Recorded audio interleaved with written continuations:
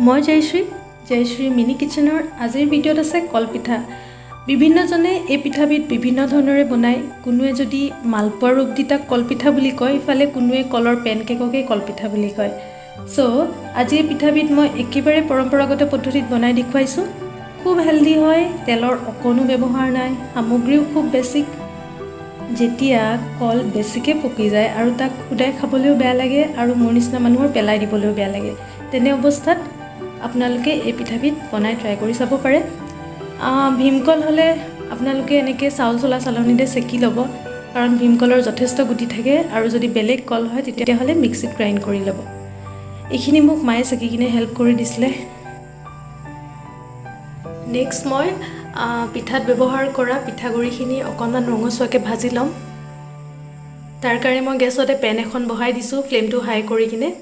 আৰু এই ভাতৰ চাউলৰ পিঠাগুড়ি হয়, প্ৰায় এবাটিমান আছিলে ভাতৰ চাউলৰ পিঠাগুড়ি। চ' এইখিনি অকণমান ৰ'ষ্ট কৰি লৈছোঁ, শুকানে কেৰাহীত ভাজি লৈছোঁ। ভয় নাখাব ওপৰত লাম্পছ ওলাব বা বুৰবুৰীয়া টাইপত দেখিব, কিন্তু ৰঙচুৱাকৈ ভাজি থাকিব। আৰু এই লাম্পছখিনি চালনীৰে চালি কিনে ছেপাৰেট কৰি ল'ম। চালনীৰে এইকাৰণে চালিছোঁ যাতে পিঠাখন স্মুথ হয়, ওপৰত ওলোৱা লাম্পছখিনি পুনৰ মিক্সিত গ্ৰাইণ্ড কৰি ব্যৱহাৰ কৰিব পাৰে।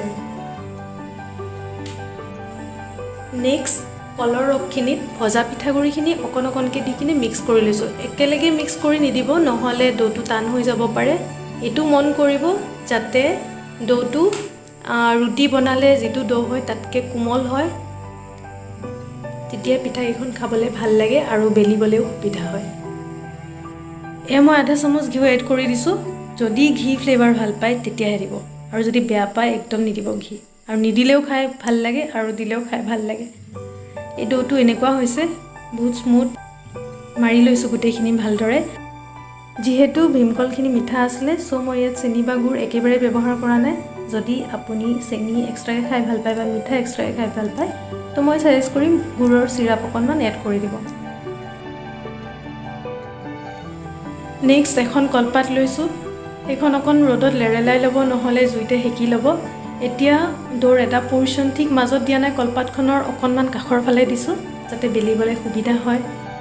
মানে এটা কথা মন কৰিব, যাতে বেলাৰ টাইমত গাৰ সমস্ত বল প্ৰয়োগ নকৰে, নহ'লে কলপাতখনো ফাটি থাকিব আৰু পিঠাখনো মেলা নাযাব। এইদৰে চাৰিওফালে এনেকৈ বেলি স্প্ৰেড কৰি দিছোঁ যাতে পিঠাখন পাতল হয়। আৰু পাতল হ'লে সোনকালেও সিজে, লগতে খাবলৈও ভাল লাগে।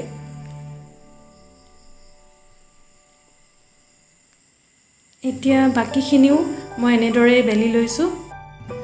যেতিয়া ছাফিচিয়েণ্ট পকা কল থাকে আপোনালোকৰ ঘৰত, তেতিয়া এই পিঠাবিধ এবাৰ হ'লেও বনাই চাব।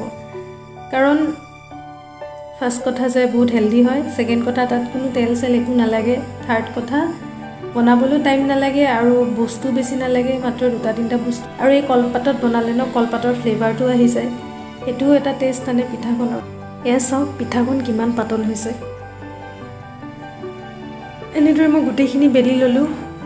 এতিয়া টাৱা এখন গৰম হ'বলৈ দিছোঁ গেছৰ জুইতে। ফ্লেমটো মিডিয়াম টু হাই কৰিব পাৰে, কোনো কথা নাই। এনেদৰে দুপিঠিয়ে ধুনীয়াকৈ সেকিছোঁ, যেনেকৈ ৰুটি সেকে ন আপোনালোকে, এনেকৈ হেঁচি কিনে হাতেৰে বা খন্তি বা হেতাৰে হেঁচি কিনে, ঠিক তেনেকৈ এই পিঠাখন সেকিব, কাৰণ সিজাটো খুবেই জৰুৰী। আপোনালোকে ভাবিছে চাগে জয়শ্ৰীয়ে কিনো ইমান সাধাৰণ বস্তুটোকে দেখুৱাইছে। এইকাৰণে দেখুৱাইছোঁ কাৰণ অসমীয়া লোকখাদ্যত পিঠাৰ স্থান অন্যতম, প্লাছ নতুন প্ৰজন্মও যাতে অসমীয়া লোকখাদ্যৰ লগত পৰিচিত হয়। এনেদৰে পিঠাখন উল্টাই পুল্টাই কেইমিনিটমান সেকক। যেতিয়া দেখিব যে পিঠাখনৰ পৰা কলপাতখন এৰ খাই গৈছে, লগতে কলপাতখনো পুৰাৰ নিচিনা হৈছে, মানে কলাৰ নিচিনা হৈছে, তেতিয়া গম পাব পিঠাখন সিজি গৈছে আৰু পিঠাখন হৈ গৈছে।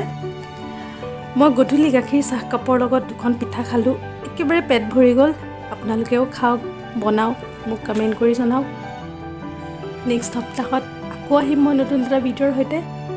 এতিয়ালৈ আহিছোঁ।